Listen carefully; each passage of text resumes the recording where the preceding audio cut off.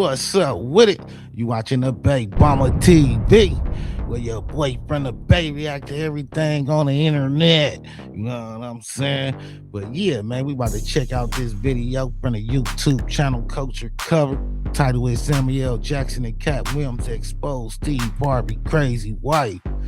Yeah, man, that's a fool with it, man. I don't know why they calling her crazy. She don't seem crazy to me. She came up on a rich dude, so she had to have a little sense, you know what I mean? But yeah, man, everybody got their own preferences, their own types, man. Maybe you like them a little crazy or something. I definitely done heard a few people say, oh, I like them a little feisty, you know what I'm saying? But yeah, man, in a lot of cases, that don't last, man. Been a little too feisty, might bust you in the head with something for real, though. Send you to the hospital, man. Yeah, man, it's a violation to talk about somebody's wife, though, man. I don't care how crazy she is, for real, though. Yeah, man, I haven't checked out the video. Don't completely know what they talking about, but let's check it out and see what they talking about. I met Bernie years and years ago when I used to have a golf tournament down in Bermuda. And Bernie was the highlight of my comedy give to you. And Bernie, unlike me, I get angry about it. They sit on the side. Ooh, that's funny. Next thing you know, you see it on HBO or something. You be sitting at home. That shit's mine, you know? But ain't nobody gonna believe you. First come first. Where did I meet you? Tell me the first thing I said to you. I don't know who this is, but I'm gonna marry.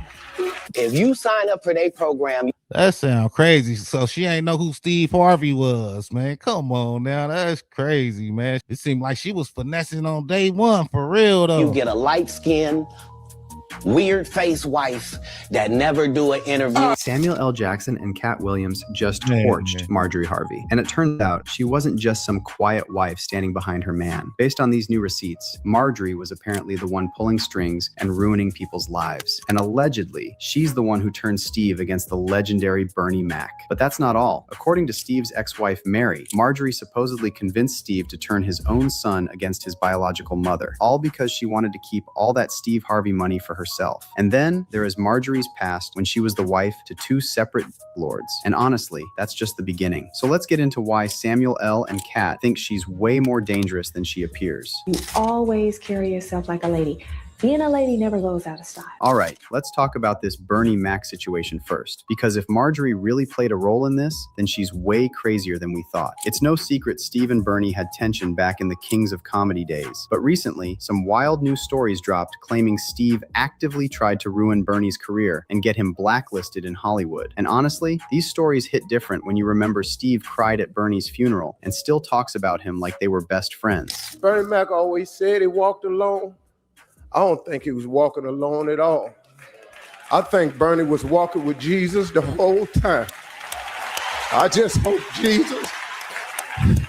What's also crazy is that Bernie himself literally called Steve out for sabotaging him, and yet Steve somehow managed to sweep it all under the rug. So back in 2003, Bernie sat down with GQ magazine and straight up said Steve was jealous of him and tried to steal multiple movie roles from him, including Ocean's 11. According to that GQ piece, someone from Steve's camp actually called the director Steven Soderbergh and tried to push Steve to get the part instead of Bernie. When GQ asked Bernie how he felt finding that out, he said, "The Hollywood game that we are in, it's a cold game." And then Bernie said something really interesting about how celebrities in Hollywood get controlled. And he explained why he didn't want to lower himself to that level and get revenge. Bernie said, "When they told me about it, what could I do? I'm not going to sling mud. I'm not a rapper. I tell jokes. I try to make people laugh. I'm not going to sling mud. Steve and anybody else can say whatever they want to say. Ain't nobody got no control over me. I have the control." But Bernie didn't stop there. He also went after Steve's ego, saying, "Go back and look at the Kings of Comedy tapes. Whenever he introduced his buddy, Cedric the Entertainer, it was all about himself. So yeah, I knew about it. Did it piss me off? Nah, you can't piss me off. You ain't that good." After that, Bernie really saw how fake people get when they're chasing fame and success. So he chose to pull back from Hollywood completely. "There wasn't anything for me out there," Bernie told GQ. And then, referring to his wife and daughter, he added, "I had the best right here at home." But see, when Steve got asked later about Bernie's GQ comments, he denied all of it and said he was actually mad at Bernie for saying those things. In In 2010, just 2 years after Bernie passed away from pneumonia complications, Steve sat down with Ed Gordon, and when the host brought up Bernie accusing him of trying to steal movie roles, Steve said, "I was upset at first because it just wasn't true. Me and Bernie had a lot of good times together. And then this article in GQ came out and put all this vicious stuff in there." So Steve basically tried to spin it like GQ blew everything out of proportion and took Bernie's words out of context. But here's the thing. GQ quoted Bernie directly, and Bernie would have had to sign off on that interview before it ever saw print. So what Steve was really doing was gaslighting the public and trying to convince everyone his feud with Bernie wasn't a big deal. I think Bernie Mac would have came out and addressed the situation if it wasn't really what he said, you know what I mean? I ain't gonna lie, like talent-wise, funniness, man, Steve Harvey didn't compare to Bernie Mac, man, not even a little bit, man.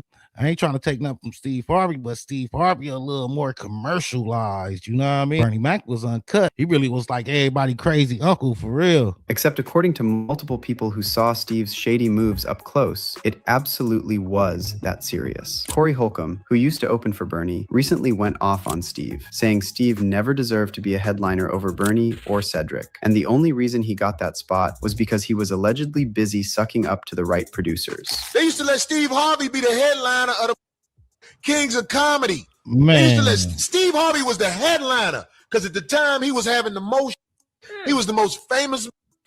Right. But he was bombing too many nights coming behind DL, Ced, and Bernie. They had to make him the host.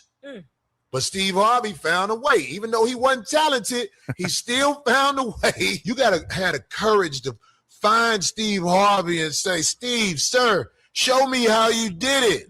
Show me how you made it with no talent." Find a talentless comedian who made it and ask him, what do you have to do to get it? Even though I could tell you, it's either kiss or boys. Steve Harvey kissed. That's how he got it. Everybody thinks Steve Harvey some stand-up ass man. No, motherfucker, he kissed the old girl who owned TV One. He used to kiss her. That's how he had the radio show out here. And it's not just Man, was that true though, man? For real though, man. I really do think Steve Harvey wasn't a good fit on a Kings of Comedy, man. To be honest, if you go back and look at that Kings of Comedy DVD, man, he really wasn't that funny, man. For real. Corey, who thinks Steve is a snake, who climbed the ladder by throwing people under the bus and kissing the right behinds. Kathy Hughes, the founder of Radio One, the same company that gave Steve his own radio show, went on the record and said Steve is probably one of the most disrespectful, ungrateful individuals she had ever come across in her life. And then you've got Samuel L. Jackson, who was very close to Bernie and also spoke at his funeral. And allegedly, Samuel always believed Steve's wife, Marjorie, was the one pulling the strings behind the scenes, and that she was the one who convinced Steve he deserved that Ocean's 11 role more than Bernie did. But that's not all. Sources close to Samuel have hinted that he actually tried to warn Steve about Marjorie. See, Samuel has been married to his wife, LaTanya Richardson Jackson, for decades. They met back in college in Atlanta in the late 60s, early 70s, years before Samuel had any fame. And Samuel always believed that's the real reason his marriage worked. He didn't trade his wife in for some younger woman once he made it in Hollywood. He stayed loyal to the one who stayed loyal to him when he had nothing. And Bernie Mac did the exact same thing. He stayed married to the same woman he'd been with long before the fame. Bernie married his high school sweetheart, Rhonda Gore, back in 1977. That's more than 2 decades before he blew up with Kings of Comedy and The Bernie Mac Show.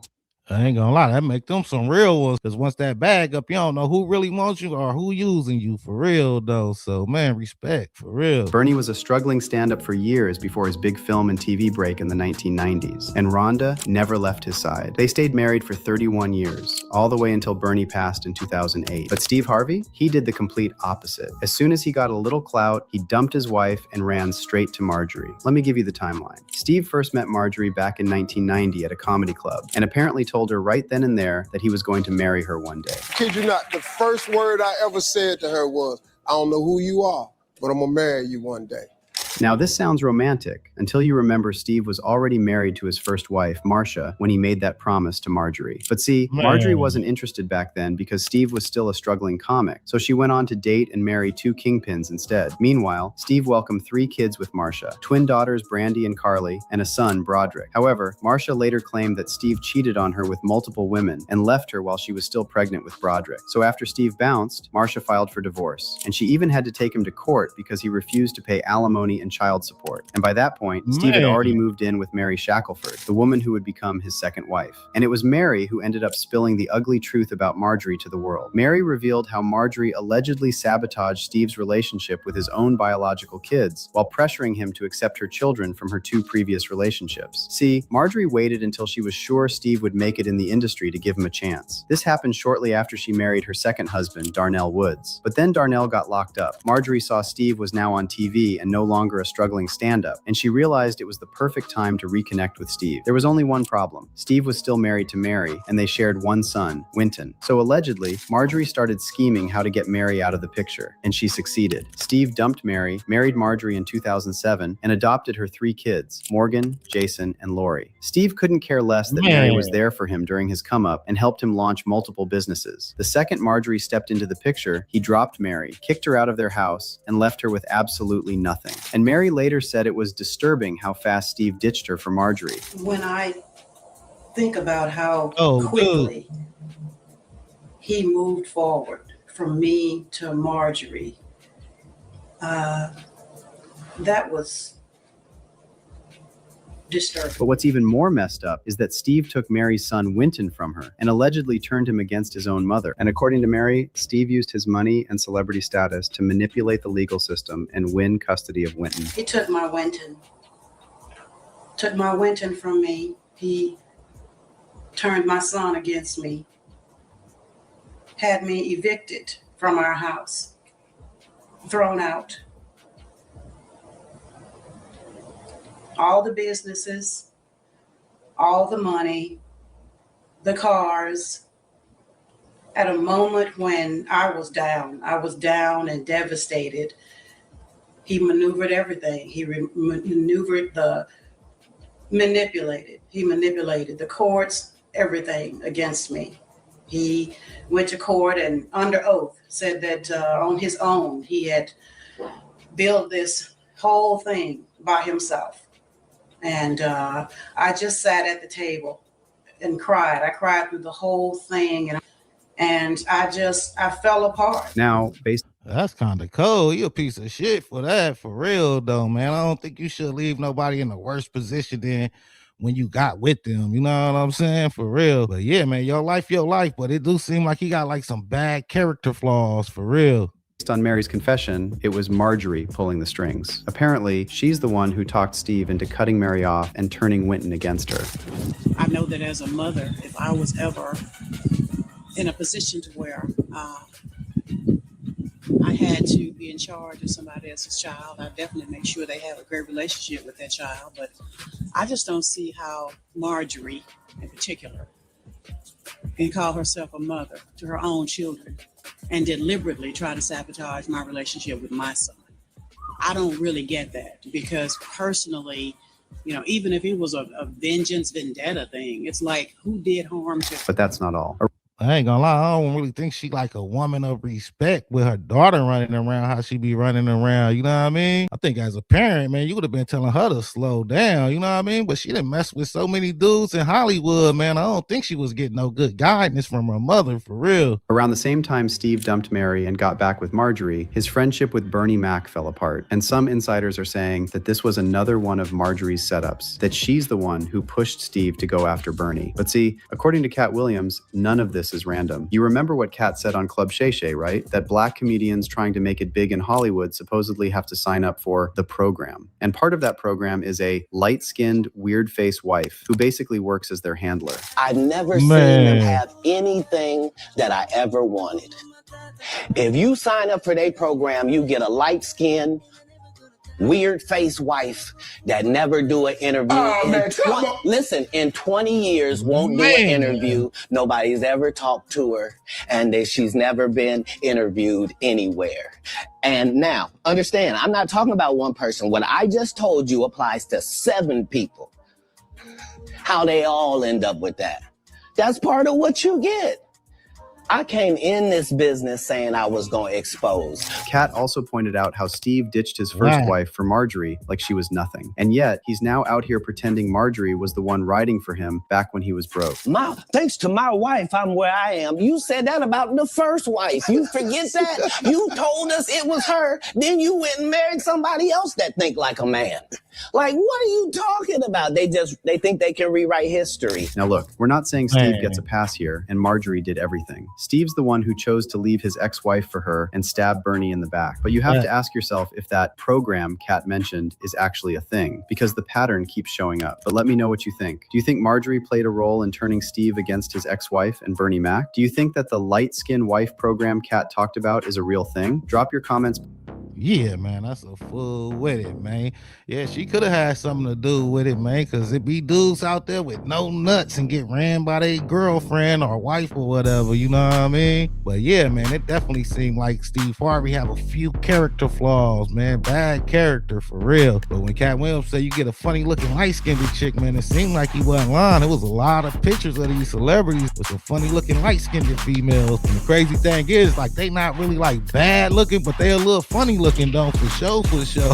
You know what I mean? But yeah, man, rest in peace to Bernie Mac, though, man. For real, the real king of comedy, for real, though. Bernie Mac really was, like, funnier than all these dudes, for real, though. I think Katt Williams after Bernie Mac for sure, though, man. As far as being funny and a comedian, man, Steve Harvey ain't in the same category, for real, though. He a money man, though. He done got his money somehow, man, but he still don't compare to Bernie Mac, though, for real, though. But yeah, man, let me know what y'all think in the comments. Like, share, and subscribe. You watching the Babe Mama TV.